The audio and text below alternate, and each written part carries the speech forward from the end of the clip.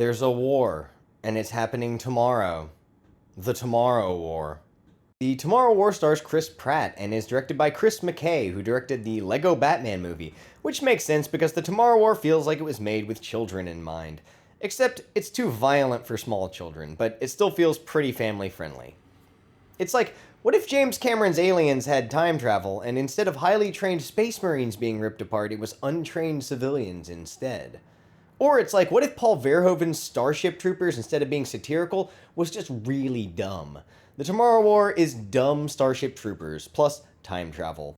If you genuinely enjoy mindless sci-fi blockbusters such as Independence Day and Armageddon, then you might have a good time with the Tomorrow War. However, it did not do much for me. The Tomorrow War signals an attempt by Amazon Studios to create a tentpole franchise of streaming films, and there's already a planned sequel, so no matter how unimpressed I was with this movie, it actually did receive a lot of attention, and I can understand why.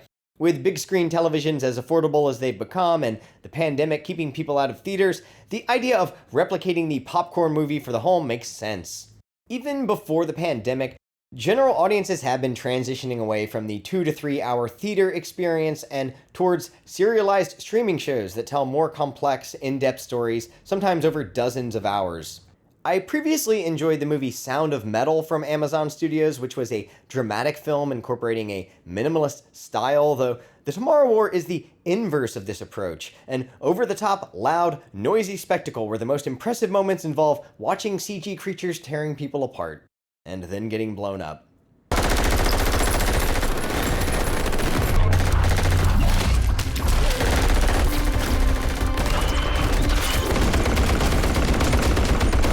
Chris Pratt has really been saturating the movie market with his presence. He's going to be the voice of Mario, Garfield, and he's going to play the Winkies dumpster monster in a Mulholland Drive reboot. As well as getting into voice work after the Lego movie, Chris Pratt has sort of transitioned into an action star, but the results have been mixed. He's great as Star-Lord in the Guardians of the Galaxy films. Those are some of the most universally acclaimed films that Marvel Studios has put out. Then there are the Jurassic Park reboot films, starting with Jurassic World, which to me was a pretty big fail. Such a big fail, I never even watched the sequel. Jurassic World didn't do anything that the original Jurassic Park hadn't already done better, and Chris Pratt added little to the film as a velociraptor whisperer. He's always better in roles that let his comedic roots shine a little, which is why Guardians works for me, while Jurassic World and The Tomorrow War fall flat. The Tomorrow War is a family melodrama about the love between a father and daughter that happens to include invading aliens, and there's little humor in the presentation.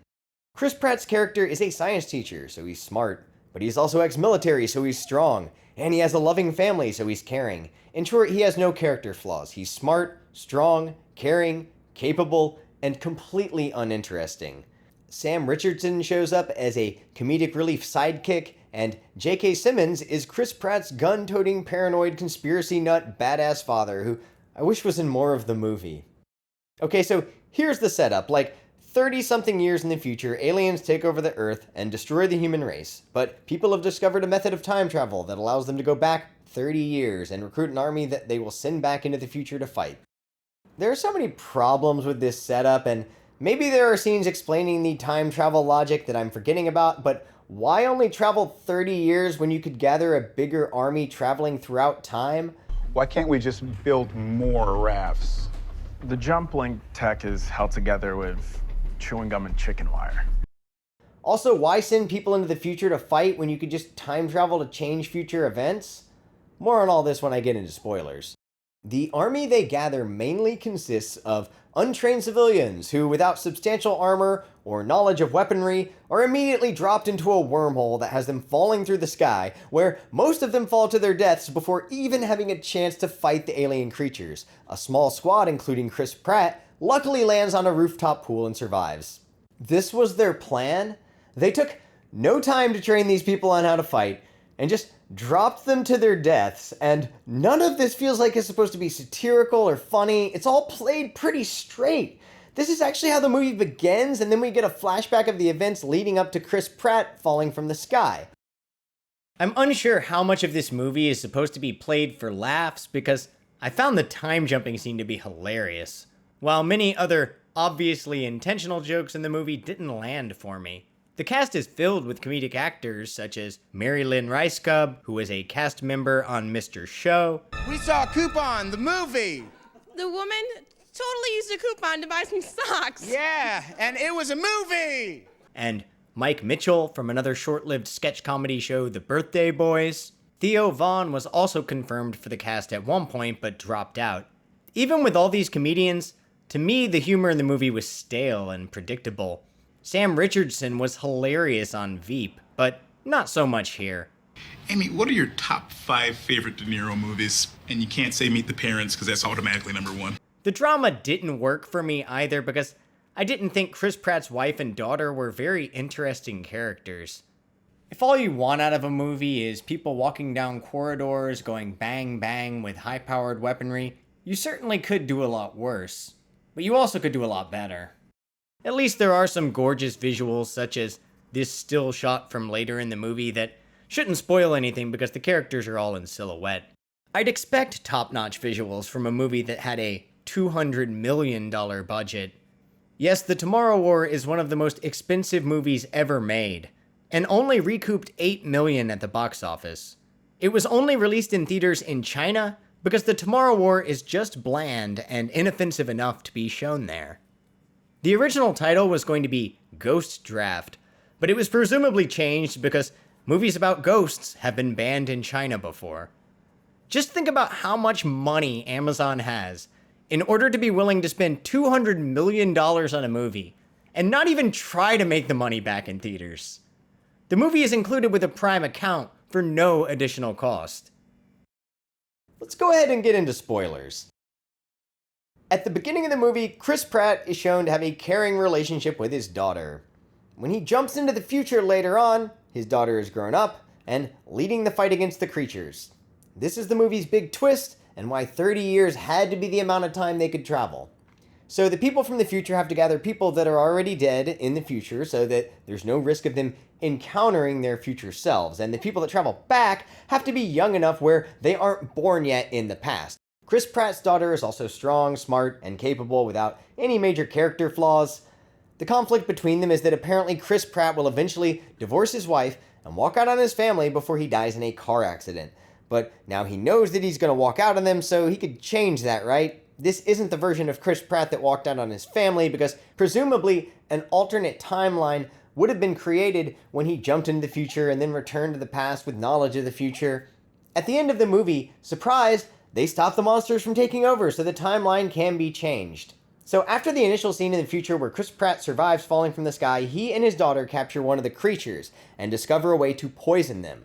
But it's right before the creatures destroy humanity's last outpost, so there's a big emotional scene where Chris Pratt's daughter dies, but it's mostly deflated by the fact that he's going to go back into the past and stop the aliens from ever taking over, meaning this future version of his daughter isn't going to exist anyway. Also, once he travels back in time to the modern day, the time travel device just stops working for some reason. Jump link just went offline. We can't send anything back. When Sam Richardson is dropped back into the modern time, he looks like he's completely shell-shocked and will never be the same. But 10 minutes later, he's right back to normal. Just like in every big sci-fi blockbuster nowadays, it turns out that climate change was the real villain. The creatures didn't invade Earth. They were trapped in the ice the whole time, and climate change freed them, making them a metaphor for mankind's destruction of the planet. In the first act of the film, before Chris Pratt has traveled into the future, he's teaching his science class, and there's one kid who's obsessed with volcanoes. And it seems like a pointless scene, but I thought at the time it might result in some kind of payoff, and it does, because after Chris Pratt returns from the future, this kid is the only one on the planet who has the essential knowledge of volcanoes that will allow our heroes to track down the creatures. They didn't dig down, they dug up. That's why there's no sign of impact. They've been here the whole time. When they find the aliens, they use the formula created in the future to kill a few of them in hibernation, but then they start waking up and they have to blow the whole place up anyway, which means capturing the alien and creating the formula was entirely pointless. They could have just blown up the ship without ever traveling in time at all. They just had to talk to the kid who knew about volcanoes. Volcanoes are nature's fury, guys. The final act of the movie, where the trio of Chris Pratt, J.K. Simmons, and Sam Richardson go up against the monsters, was probably the most enjoyable part of the movie.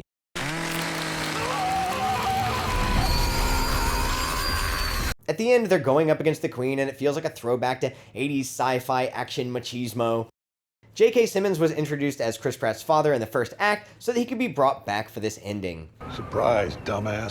There's a suggestion that Chris Pratt ended up divorcing his wife and being a bad father because he didn't have a good relationship with his father. But if he can fix the relationship with his dad by hunting an alien together, then Chris Pratt won't end up being a bad father to his family, and it's a happy ending for everyone. The Tomorrow War takes itself a little too seriously, and would have been more fun if they'd leaned into the absurdity of the premise. Plays it all a little too straight and serious with the family drama, while it's essentially a movie about Chris Pratt shooting alien bug monsters. It's not terrible, but I didn't think it was good either.